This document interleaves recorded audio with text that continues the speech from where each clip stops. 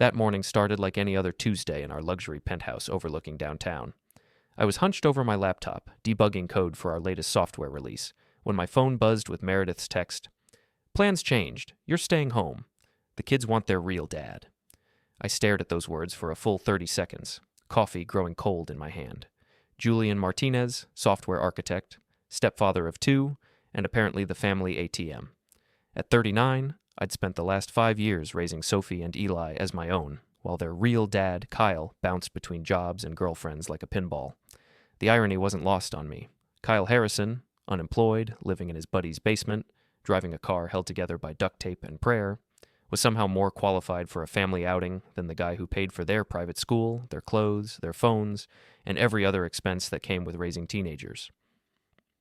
I walked to the floor-to-ceiling windows of our penthouse, looking out at the city skyline I'd worked my ass off to afford. Meredith loved this view, loved telling her realtor friends about our prestigious address. What she didn't love mentioning was that my name was the only one on the lease, just like it was the only name on most of our accounts. "Julian," Sophie's voice carried from the kitchen, sharp with teenage impatience. "Where's my good jacket? The one with the designer label?" I found her rifling through the coat closet, 16 years old and already mastering her mother's talent for treating me like hired help. Her blonde hair was perfectly styled for whatever Instagram photos she planned to take today. "Which jacket?" I asked, though I knew exactly which one. The $300 piece I'd bought her last month. "The black one, the expensive one. God, do I have to explain everything?" She didn't look up from her search. "Mom says we're going to that new restaurant downtown, the one where all the influencers go." "With Kyle?" Now she looked at me, her expression a perfect mirror of her mother's condescension. "With my dad." "Yeah." The word hit like a slap. After 5 years of helping with homework, attending parent-teacher conferences, and dealing with teenage drama, I was still just Julian. Kyle, who'd missed every birthday and Christmas until Meredith started inviting him back into their lives 6 months ago, was Dad. "Found it," Eli's voice came from the hallway. At 12, he was still young enough to show genuine affection, though I could see Meredith working to change that. He handed Sophie the jacket with a grin. "It was in Mom's closet." "Thanks, little brother." Sophie grabbed the jacket and headed for the door. "Julian, Mom left money for pizza if you get hungry. Try not to mess up the apartment while we're gone." Money for pizza. I almost laughed. The money was probably from my wallet, since Meredith's realtor commissions barely covered her shopping habits. After they left, the penthouse felt different. Quieter, but also somehow lighter. I walked through the rooms, really looking at them for the first time in months. The furniture I'd bought, the electronics I'd researched and purchased, the art Meredith had chosen, but I'd paid for. My phone buzzed with a notification from our shared iPad. A message had come through on Meredith's iCloud account. Something about family plans. I normally wouldn't look, but something made me tap the screen. What I found made me freeze. Months of messages between Meredith and Kyle. Screenshots of conversations with her best friend Gina. Plans that went far beyond today's lunch. "Kyle's finally ready to step up," one message read. "The kids need their real father figure, not some tech nerd who thinks money equals love." Another. "Julian's so pathetic. Did you see him trying to help Sophie with her math homework? She just rolled her eyes and called me instead." And the worst one, from just last week. "Gina thinks we should make the move soon. Kyle can move in here, and Julian can find his own place. The kids will adjust." I scrolled through weeks of planning. They'd discussed how to break it to me, how to handle the logistics of our separation, how to ensure Kyle could transition smoothly into my role. What they hadn't discussed was the minor detail that everything they were planning to keep was mine. The apartment lease, the furniture, the car payments, the credit cards they used for their lifestyle. I set down the iPad and walked to my home office. On my desk sat a folder I'd never thought I'd need to open. Copies of every lease, every account, every contract that made our life possible. Meredith's name appeared on exactly 3 documents: her car loan, her credit card, and our marriage certificate. That's when I started laughing. Not the bitter laugh of a betrayed husband, but the genuine amusement of a software architect who just spotted a fatal flaw in someone else's code. They wanted the real dad? They could have him. I opened my laptop and started typing. By noon, I'd made 17 phone calls and sent 12 emails. The beauty of working in tech was understanding how quickly digital lives could be dismantled with the right access codes and account numbers. First, I called our property management company. "Hi, this is Julian Martinez in Unit 4205. I need to give my 30-day notice." "Oh no, Mr. Martinez. Is everything okay? You've been such wonderful tenants." "Just time for a change," I said, already pulling up the lease agreement on my screen. "I'll need to schedule a move-out inspection." Next came the utilities: electric, gas, water, internet, cable. All in my name, all requiring 30 days' notice. I scheduled disconnection dates and made sure to request final bills be sent to my new address. The new address was a beach house I'd found online in a small coastal town 4 states away. The kind of place where tech workers could live cheaply while working remote. I'd rented it for 6 months, paid in full, and arranged for my furniture to be moved there next week. My phone rang as I was updating my direct deposit information. Meredith's ringtone, some pop song Sophie had programmed in. "Hey babe," Meredith's voice was artificially sweet. "Just wanted to check in. We're having such a great time. Kyle took us to that new sushi place on 5th Street. "Sounds expensive," I said, continuing to type. "Oh, it's fine. Sophie deserves nice things, you know? She's been working so hard on her social media presence." I almost choked. Sophie's work consisted of posting selfies and complaining about homework, but I just said, "Mm-hmm. Anyway, we might be late tonight. Kyle wants to take the kids to that new arcade downtown. You don't mind, do you?" "Not at all. Take your time." "You're the best, Julian. Really. I know this whole blended family thing can be complicated, but you're handling it so well." After she hung up, I stared at the phone for a long moment. 5 years of handling it well, 5 years of being the responsible one, the provider, the backup parent, 5 years of watching my wife slowly push me out of my own family. I called my boss next. "Julian, how's the debugging going?" "Actually, Mark, I need to talk to you about going fully remote. I'm planning to relocate." "Relocate? When?" "Next week." There was a pause. "That's pretty sudden. Everything okay?" "Personal reasons. But I can do my job from anywhere with decent internet. You know my track record." Mark did know my track record. I'd been Employee of the Year twice, had never missed a timeline, and had single-handedly saved 3 major projects from disaster. "Okay, let's talk Monday about the logistics. Where are you thinking of moving?" "Small coastal town, low cost of living, good work-life balance." "Sounds nice, actually. I'm a little jealous." If only he knew. By 3 o'clock, I'd arranged for movers, updated my address with the bank, and transferred my investment accounts to a new financial advisor in my destination city. The only thing left was packing. I started with my office. 5 years of accumulated electronics, books, and personal items fit into surprisingly few boxes. As I worked, I found myself thinking about the messages I'd read, the casual cruelty of them, the way Meredith and Gina had discussed me like I was a problem to be solved rather than a person to be considered. Julian's so pathetic. Maybe I had been. Maybe I'd been so focused on being the good guy, the responsible stepfather, that I'd forgotten to demand basic respect. My phone buzzed with another message from the family group chat. A photo of Kyle, Meredith, and the kids at the arcade, all smiles and laughter. The caption read, "Family fun day. Some of the best memories are made with the people who matter most." The people who matter most. The message was clear. I screenshotted it and added it to a folder I'd created on my desktop labeled Evidence.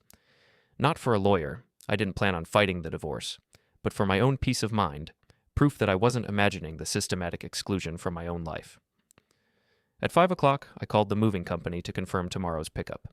At 6, I ordered Chinese takeout from our usual place, knowing it would be the last time. At 7, I sat in my empty office, surrounded by boxes, and realized I felt better than I had in months. My phone rang again. This time it was Gina. "Julian, hi, how are you doing, sweetie?" Gina had never called me sweetie before. In fact, Gina barely tolerated me under normal circumstances. "I'm fine, Gina. What's up?" "Oh, I just wanted to check on you. Meredith mentioned you seemed a little down lately. You know, with Kyle spending more time with the kids and everything." I leaned back in my chair. "Did she?" "You know how important it is for children to have a relationship with their biological father. I'm sure you understand." "I do understand," I said slowly. "I understand a lot of things." "Good. I'm so glad. Some men get territorial about these things, but you're not like that. You're mature." Mature. Another word for pushover. "Gina, can I ask you something?" "Of course, honey." "Do you think Meredith is happy in our marriage?" There was a pause. A long one. "Well, I think Meredith wants what's best for her children. And sometimes that means making difficult choices about what kind of family structure works best." "I see. But I'm sure you two can work things out. Maybe you could talk to someone. A counselor or something. Maybe, I said. Thanks for the advice. After I hung up, I added Gina's number to my blocked contacts list. Then I opened my laptop and started researching divorce attorneys in my new city. The next morning, I woke up early and made coffee in the kitchen that would soon belong to someone else. The movers would arrive at 10, and by evening, most of my possessions would be on a truck heading toward my new life. Meredith and the kids had come home late the night before, full of stories about their day with Kyle. I'd listened politely, asked appropriate questions, and gone to bed without mentioning the dozens of boxes stacked in my office. Now, as I sat with my coffee and watched the sunrise paint the city skyline, I felt something I hadn't experienced in years, anticipation for the future. My phone buzzed with a text from my brother David in California. How's the family drama? Still playing stepdad to ungrateful teenagers? David had never approved of my relationship with Meredith. He'd called it from the beginning, predicting I'd end up as a glorified babysitter and ATM. I'd defended Meredith then, insisted he didn't understand the complexity of blended families. I texted back, actually, I'm making some changes. Big ones. About time. You deserve better than being someone's backup plan. Backup plan. That's exactly what I'd been. At 9:30, I heard Meredith's shower turn on. The kids were still asleep. It was Saturday, after all, and teenagers treated weekends like a religious obligation to unconsciousness. I was loading the last of my personal items into my car when Meredith appeared in the kitchen, dressed in her silk robe and looking confused. Julian? What are all these boxes? I turned to face my wife of 5 years. She was still beautiful, still the woman who'd caught my attention at a conference mixer with her laugh and her confidence. But looking at her now, I saw something else. The calculating expression she wore when dealing with difficult clients.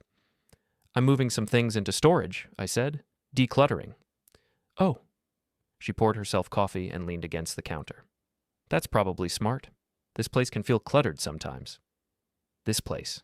Not our home. Not even her home. Just this place. Meredith, can I ask you something? Sure, babe. Are you happy? She blinked, clearly not expecting the question. Happy? What do you mean? With us, with our marriage, with our life. Of course I'm happy. Why would you ask that? I studied her face, looking for any sign of genuine emotion. You seem distant lately, like you're planning something. Planning something? Julian, I have no idea what you're talking about. The kids seem to prefer spending time with Kyle. Well, he is their father. It's natural for them to want a relationship with him. And you? Do you want a relationship with him too? Now I saw it. A flash of something in her eyes. Guilt? Annoyance? Fear? That's a weird question, Julian. Kyle and I have a co-parenting relationship, that's all. Is it? What are you implying? I could have confronted her then, could have pulled out my phone and read her messages aloud, could have demanded explanations and apologies and promises to change. Instead, I said, nothing. I'm not implying anything. Relief flooded her features. Good, because you're being paranoid. You're probably right. I know I'm right. She moved closer, putting her hand on my arm. Julian, you're a good man, a good stepfather. The kids love you, even if they don't always show it, and I love you too. The words should have comforted me. Instead, they felt like a script she'd rehearsed. I love you too, I said, because it was expected. The movers arrived at 10 sharp. Meredith watched in growing alarm as they began loading furniture onto their truck. Julian, what's happening? Why are they taking our couch? I bought that couch, I said calmly. I'm putting it in storage. But we need furniture. You can buy new furniture. With what money? I looked at her. I'm sure you'll figure something out. Sophie appeared in the hallway, drawn by the noise. What's going on? Why are there moving guys here? Julian's having some kind of breakdown, Meredith said, her voice tight. He's putting our furniture in storage. It's not our furniture, I corrected. It's my furniture.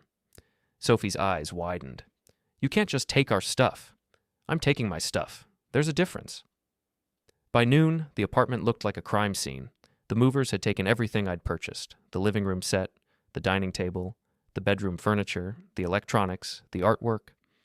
What remained were Meredith's personal belongings, the kids' rooms, and a lot of empty space. Meredith stood in the middle of the living room, looking shell-shocked. Julian, this is insane. You can't just take everything. I'm not taking everything. I'm taking my things. But how are we supposed to live like this? I'm sure Kyle will help you figure it out. Her face went white. What does Kyle have to do with this? I pulled out my phone and opened the screenshots I'd saved. Would you like me to read some of your messages, or would you prefer to explain them yourself? The silence stretched between us like a chasm. Sophie looked back and forth between us, sensing drama but not understanding it. Eli appeared in the hallway, rubbing sleep from his eyes. Mom? Eli's voice was small. Why is all our stuff gone? Meredith's composure cracked. Julian, please, can we talk about this privately? There's nothing to talk about. You've made your choice. Now you get to live with it. What choice? What are you talking about? I held up my phone. Kyle's finally ready to step up. The kids need their real father figure, not some tech nerd who thinks money equals love. Ring any bells? Her face crumpled. Julian, I can explain. I'm sure you can, but I'm not interested in explanations. I walked to the door, carrying the last box of my personal items. The lease is in my name, Meredith. I've given 30 days' notice. The utilities will be disconnected next week. You can't do this. I can, and I am. Where are we supposed to go? I paused at the door. I'm sure the real dad will think of something. 3 weeks later, I was sitting on the deck of my new beach house, laptop open, working on a project that would have been impossible in the chaos of my old life. The ocean stretched endlessly before me, and for the first time in years, I felt at peace. My phone had been buzzing constantly for the first week, calls and texts from Meredith, messages from Gina, even a few awkward attempts at communication from Sophie. I'd blocked most of them after reading the initial wave of anger, then desperation, then threats. The threats had been particularly entertaining. Meredith was going to sue me for abandonment. She was going to take me for everything I had. She was going to make sure I never saw the kids again. What she couldn't do was access any of the accounts that had supported her lifestyle. What she couldn't do was stay in an apartment she couldn't afford. What she couldn't do was maintain the illusion that her choices had no consequences. I'd heard through mutual friends that she and the kids had moved in with Kyle, all 4 of them cramped into his buddy's basement. Sophie's Instagram had gone quiet, probably because her new living situation wasn't quite as photogenic as the penthouse had been. I was debugging a particularly complex piece of code when my phone rang with a number I didn't recognize. Julian? It's Eli. My heart clenched. Of all of them, Eli was the one I genuinely missed. Hey, buddy. How are you doing? I'm okay, I guess. We're living at Kyle's friend's house now. It's kind of weird. I bet it is. Julian, I don't understand what happened. Mom says you abandoned us, but Sophie says you found out about something. And Kyle keeps saying he's going to fix everything, but he doesn't have a job. I closed my eyes. Eli deserved better than being caught in the middle of adult drama. It's complicated, buddy. Did Mom do something bad? How do you explain betrayal to a 12-year-old? How do you tell a child that his mother had been planning to replace you without destroying his faith in the adults around him? Your mom made some choices that hurt me, I said carefully. And I made the choice to start over somewhere else. But you're still my stepdad, right? The question broke my heart. I'll always care about you, Eli. That won't change. Then why did you leave? Because sometimes adults make mistakes, and sometimes those mistakes have consequences that affect everyone. There was a long pause. I miss you. I miss you too, buddy. Could I maybe come visit you sometime, when things get less weird? I looked out at the ocean, imagining Eli running along the beach, collecting shells, being a kid instead of a pawn in his mother's games. We'll see, maybe when you're older. After we hung up, I sat on my deck for a long time, watching the waves and thinking about the collateral damage of my choice. Eli hadn't asked to be born into a broken family. He hadn't asked for his mother to prioritize her ex-husband over her current one. He hadn't asked to lose the only stable father figure he'd ever known. But he also hadn't asked to grow up watching his mother manipulate and disrespect the man who provided for him. He hadn't asked to learn that love was conditional and that family loyalty was a one-way street. Maybe, in the long run, he'd be better off learning those lessons early. My laptop chimed with an email. The sender was Gina, and the subject line was, "We need to talk." I almost deleted it without reading, but curiosity got the better of me. Julian, I know you're angry, and I understand why. But you need to know that Meredith is struggling. The kids are struggling. This situation has gotten out of hand, and innocent people are being hurt. I think there are some things you don't understand about what really happened. Meredith never wanted to hurt you. She was just trying to do what was best for her children. Kyle reached out to me because he was concerned about Sophie and Eli. He felt like they needed more connection with their biological father, and he asked me to help facilitate that. I thought I was helping a family heal. I never encouraged Meredith to leave you. I never told her to choose Kyle over you. If that's what you think happened, then you misunderstood something. Please call me. We can fix this if we all just communicate like adults." I read the email twice, then opened my folder of screenshots. I found the conversation I was looking for and read it again. Gina: "You need to make a choice, Mer, Kyle or Julian. You can't keep stringing them both along." Meredith: "I know, but Julian pays for everything. How am I supposed to maintain this lifestyle on Kyle's income?" Gina: "Maybe you need to prioritize what's really important, money or happiness." Meredith: "Easy for you to say. You're not the one who'd have to give up the penthouse." Gina: "But you'd have your real family back. Kyle loves you. He always has." Meredith: "I know, and the kids would be so much happier." Gina: "So do it, or rip the Band-Aid off. Julian will survive." I forwarded the screenshots to Gina's email address with a simple message. "Communication like adults starts with honesty. You orchestrated this situation, and now you get to live with the consequences." Then I blocked her email address and went back to my code. 2 months into my new life, I'd settled into a routine that felt more authentic than anything I'd experienced in years. I worked from my home office in the mornings, took long walks on the beach in the afternoons, and spent evenings reading or working on personal projects. The local community had welcomed me with the casual friendliness that small coastal towns specialized in. I'd joined a gym, started volunteering at the library's computer literacy program, and even begun dating a local teacher named Rebecca, who appreciated my dry sense of humor and didn't come with complicated family drama. I thought I'd left my old life completely behind until the day I found Meredith sitting in my driveway. I'd been returning from a morning run when I saw the familiar silver sedan parked behind my car. Meredith sat in the driver's seat, staring at my beach house with an expression I couldn't read.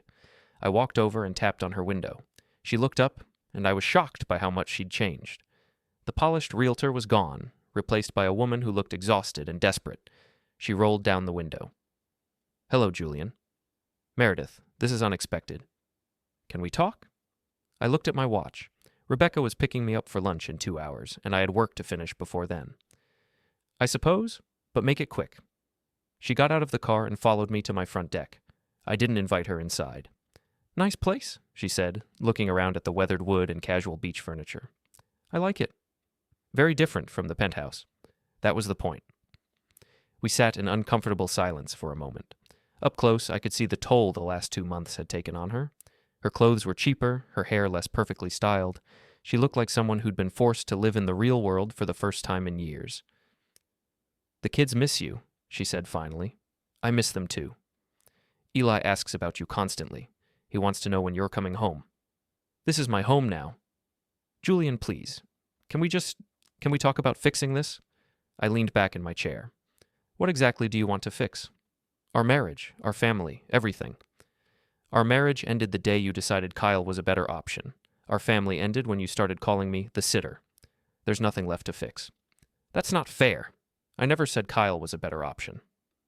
I pulled out my phone and opened the screenshot folder. "Would you like me to refresh your memory?" Her face flushed. "Those messages were taken out of context."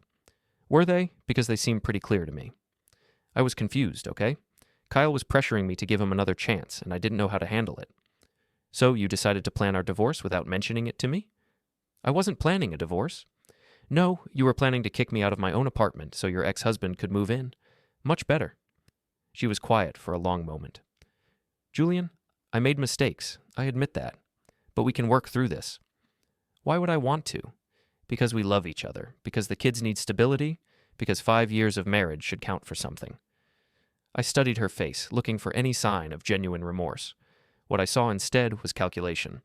She was here because her plan had backfired, not because she'd realized she was wrong. "How's life with Kyle?" I asked. "It's challenging." "I bet it is. Hard to maintain a luxury lifestyle on unemployment benefits." "He's looking for work." "I'm sure he is." "Julian, I know you're angry." "I'm not angry, Meredith. I'm done." "What does that mean?" "It means I've moved on. I have a new life here. A better life." "What about the kids?" "What about them?" "They're your stepchildren. You raised them. And their mother decided they'd be better off with their real dad. So now they have him? But you can't just abandon them." I stood up. I didn't abandon anyone. I removed myself from a situation where I wasn't wanted or respected. There's a difference. The kids want you. They need you. They need stability and respect and honesty. things they weren't getting while watching their mother plan to replace me. Meredith started crying then, the kind of desperate tears that were meant to manipulate rather than express genuine emotion. Julian, please. I'll do anything. I'll cut off contact with Kyle. I'll go to counseling. I'll sign a prenup. Whatever you want. I want you to leave. Please. Meredith, it's over. It was over the moment you chose him over me. The only difference is that now you're dealing with the consequences. She wiped her eyes and looked at me with something approaching hatred. You're really going to destroy our family over this. I didn't destroy anything. You did that all by yourself. The kids will never forgive you. Maybe not, but they'll learn an important lesson about actions and consequences. You're being cruel. I'm being realistic. She stood up, her sadness transforming into anger. Fine, but don't think this is over. I'm going to fight you on everything, the divorce, the assets, the kids. Good luck with that. You might want to check which of us actually owns what before you start making threats. I'll take you for everything you have. You can try. She stormed off to her car, turning back once to shout, You'll regret this, Julian. You'll regret throwing away everything we built. I watched her drive away, then went inside and called my lawyer to give him a heads up about potential complications in our divorce proceedings. But as I hung up the phone, I realized I felt nothing but relief. The woman who just left wasn't someone I'd ever been married to. She was a stranger wearing Meredith's face, demanding things she had no right to claim. I looked around my beach house, my sanctuary, my fresh start, my proof that sometimes the best revenge was simply refusing to play someone else's game.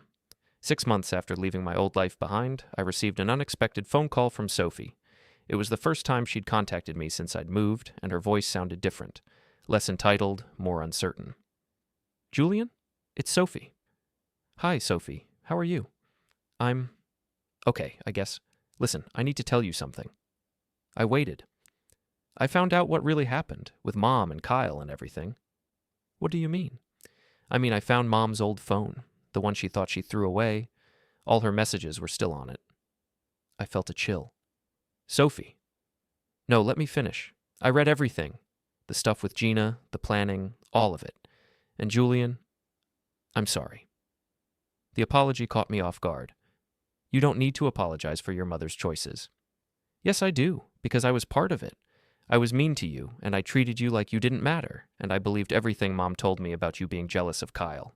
Sophie, I know why you left, and I know why you won't come back, and I wanted you to know that I understand now. There was a long pause. How are things with Kyle? Sophie laughed bitterly. Kyle's an idiot. He talks big about being our real dad, but he can't hold down a job. He's always broke, and he treats Mom like garbage when he thinks we're not listening. I'm sorry to hear that. Are you? Really? I considered the question. I'm sorry that you and Eli are caught in the middle of adult problems. I'm sorry that your mother's choices have made your life harder, but I'm not sorry that I left. I wouldn't be either, Sophie said quietly. Julian, can I ask you something? Sure. Do you think Mom ever really loved you? It was a devastating question, made worse by the fact that a 16-year-old was asking it. I think your mother loved the life I provided. Whether she loved me, I honestly don't know. I think she loved the idea of you, like the idea of having a stable husband who could take care of everything, but I don't think she ever really saw you as a person. The insight was startling coming from someone so young. That's a very mature observation. Yeah, well, living in Kyle's friend's basement for 6 months tends to mature you pretty quickly. You're not still there, are you? No, we moved into a rental house last month. Mom finally found a job that pays enough to cover rent. Barely. It's not exactly the penthouse, though. I'm sorry things have been difficult. Don't be sorry. It's been good for us in a way. Eli and I both have jobs now. Nothing fancy, just part-time stuff. But we're learning to take care of ourselves instead of expecting someone else to do everything. That's good. Independence is important. Julian, I have to ask, is there any chance you'd ever want to have a relationship with us again? Not with Mom, I mean. Just with me and Eli. My heart clenched. Sophie, that's complicated. I know, and I know we probably don't deserve it after how we treated you. But Eli really misses you, and I miss having someone around who actually had his shit together, you know? I looked out at the ocean, thinking about the life I'd built here. The peace I'd found, the relationship with Rebecca that was growing into something real and healthy, the work I was doing, the community I'd joined. Maybe someday, I said, when you're both older, when things have settled down. That's more than we deserve. Sophie, you were kids. You believed what the adults around you told you to believe. That's not your fault. Maybe, but we still hurt you. Yes, you did, but you're acknowledging that now, which is more than I can say for some of the adults involved. Mom still talks about you sometimes. She says you'll come back eventually, that you're just having a midlife crisis. What do you think? I think you're never coming back, and I think you're smart for staying away. After we hung up, I sat on my deck for a long time, processing the conversation. Part of me wanted to believe that Sophie's apology was genuine, that she'd truly learned from the experience. Another part of me wondered if this was just another manipulation, a more sophisticated attempt to draw me back into the drama. But the larger part of me realized it didn't matter. Whether Sophie was sincere or not, whether Eli really missed me or not, whether Meredith was truly struggling or not, none of it changed the fundamental truth that I was better off without them. I'd spent 5 years trying to earn love from people who saw me as a resource rather than a person. I'd given everything I had to a family that treated me like an outsider. I'd sacrificed my own happiness for people who were planning to discard me the moment it became convenient. Now I was living a life that was entirely my own.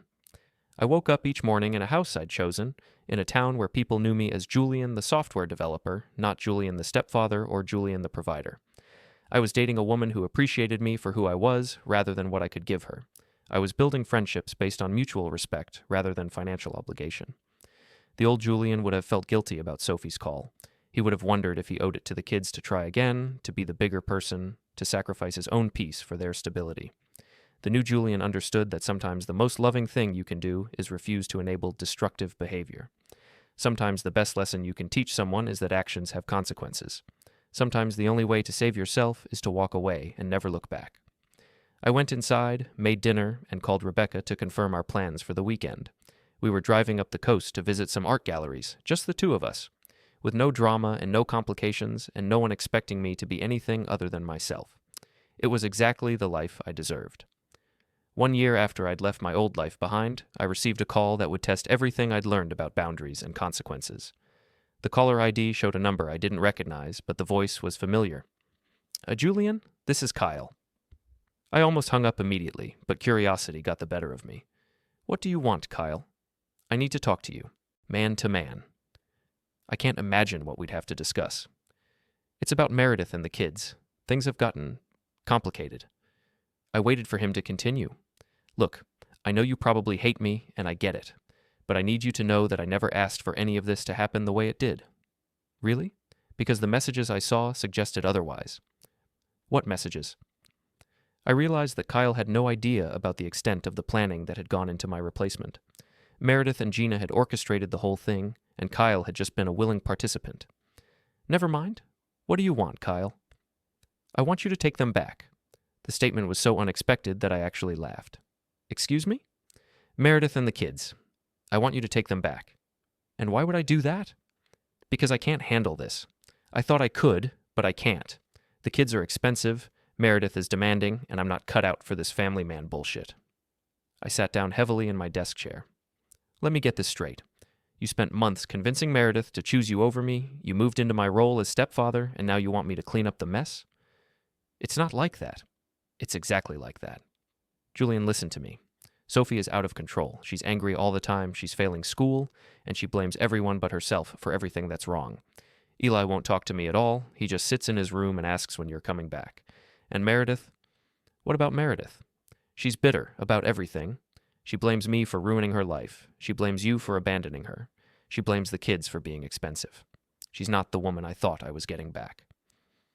The woman you thought you were getting back was being subsidized by my income. Without that, you're seeing who she really is. Maybe, but the point is, this isn't working for any of us. So fix it. I can't fix it. I don't have your money, I don't have your patience, and I sure as hell don't have your tolerance for teenage drama. Then you probably shouldn't have pushed to become their primary father figure. Julian, please, I'm asking for help here. No, you're asking me to rescue you from the consequences of your choices, just like Meredith did when she showed up here 6 months ago. She came to see you? She did, and I told her the same thing I'm telling you. You made your bed, now lie in it. But what about the kids? They didn't ask for this. No, they didn't, but they also didn't ask to watch their mother systematically disrespect and plan to replace the man who was providing for them. They didn't ask to learn that family loyalty is a one-way street. They didn't ask to discover that love is conditional and that people are disposable. So you're just going to abandon them? I'm going to let them live with the family structure their mother chose for them. Julian, I'm begging you. Kyle, let me explain something to you. For 5 years, I gave everything I had to that family. I worked 60-hour weeks to pay for their lifestyle. I attended every school event, helped with every homework assignment, mediated every family conflict. I loved those kids like they were my own, and I treated Meredith like a queen. I know. And in return, I was treated like hired help. I was called the sitter in front of the children. I was excluded from family decisions. I was mocked behind my back and planned against in secret. I was seen as a resource to be used rather than a person to be loved. But I'm not finished. When I discovered what was happening, I didn't fight dirty. I didn't try to turn the kids against their mother. I didn't drag anyone through a messy divorce or custody battle. I simply removed myself and my resources from the situation and let everyone live with their choices. Okay, but now, a year later, you're calling me because those choices have consequences you don't like. Because being a family man is harder than you thought. Because kids are expensive and teenagers are difficult. And Meredith is demanding when she can't afford to be. Kyle was quiet. Here's what I want you to understand, Kyle. I don't owe any of you anything. Not my money, not my time, not my forgiveness, and certainly not my rescue. You wanted to be the real dad? Congratulations. You got what you wanted. But I don't want it anymore. Too bad. You don't get to return a family like it's a shirt that doesn't fit. What am I supposed to do? Learn to be the man you claim to be. Get a job that pays enough to support the family you wanted. Learn to parent teenagers who are dealing with the trauma of family instability. Figure out how to make a relationship work with a woman who's bitter about losing her meal ticket. And if I can't, then you'll fail, and they'll have to deal with that too. But it won't be my problem. You're really not going to help?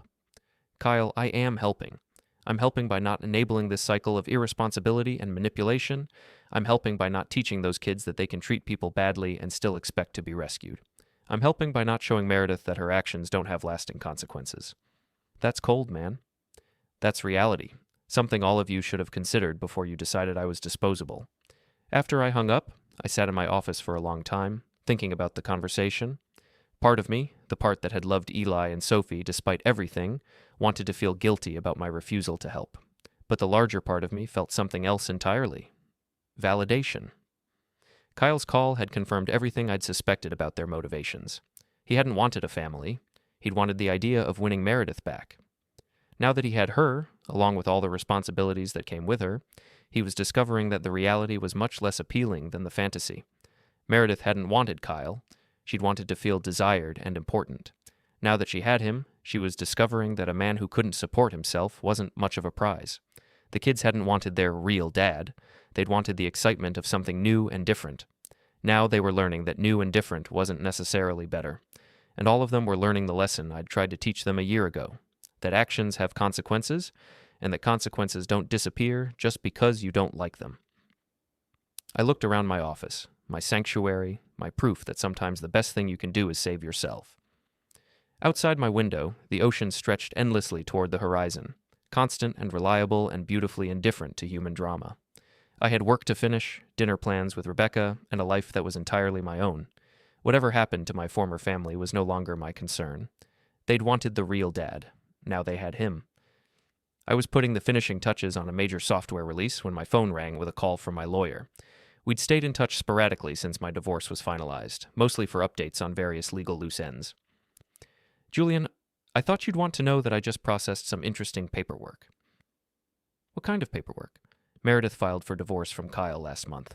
She's also filed for bankruptcy. I leaned back in my chair, unsurprised but curious about the details. What happened? According to the filing, Kyle accumulated significant debt in both their names, lost his job 6 months ago, and has been unemployed since. She's lost the rental house and is apparently living with her sister in another state. And the kids? Eli is living with Meredith. Sophie turned 18 last month and moved out on her own. She's working full-time and going to community college. I felt a complicated mix of emotions.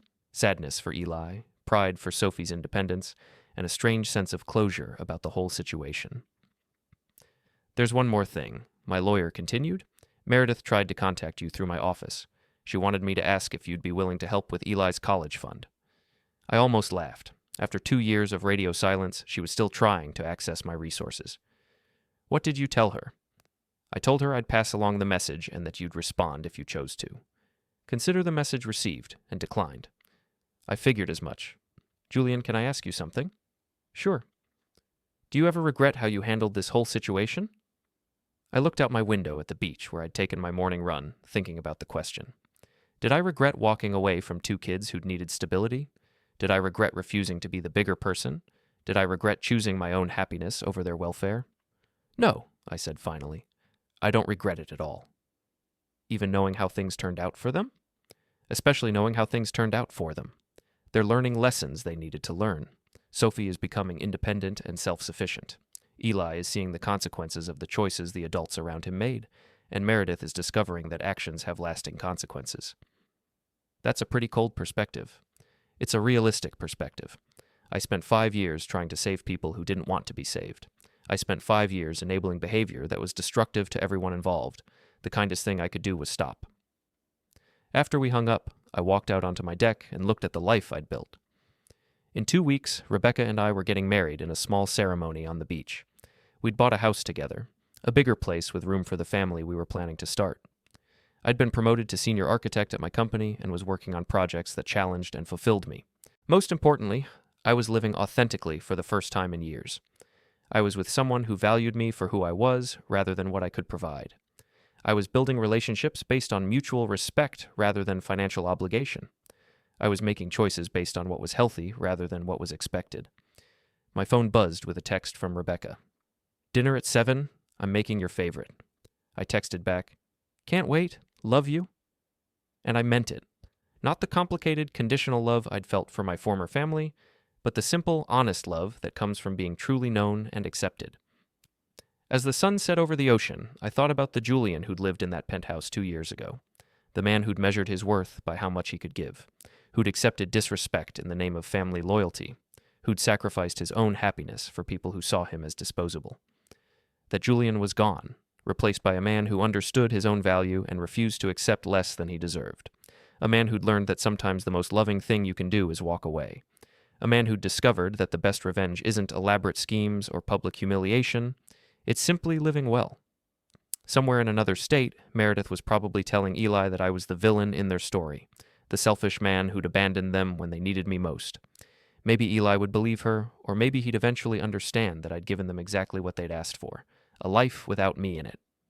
Either way, it was no longer my concern. I'd played the role of the responsible one, the provider, the backup plan for long enough. Now I was playing the only role that mattered, myself. The ocean waves crashed against the shore in their eternal rhythm, washing away the footprints of the day and preparing the beach for tomorrow's fresh start. It was a perfect metaphor for the life I'd chosen. Constant renewal, endless possibility, and the quiet confidence that comes from knowing you're exactly where you belong. I went inside to have dinner with the woman I was going to marry, in the house we'd chosen together, surrounded by the life we were building as equal partners. It was everything my old life had pretended to be but never was. Real, honest, and built on a foundation that couldn't be shaken by someone else's choices. They'd wanted the real dad. I'd become the real me. And in the end, that had made all the difference.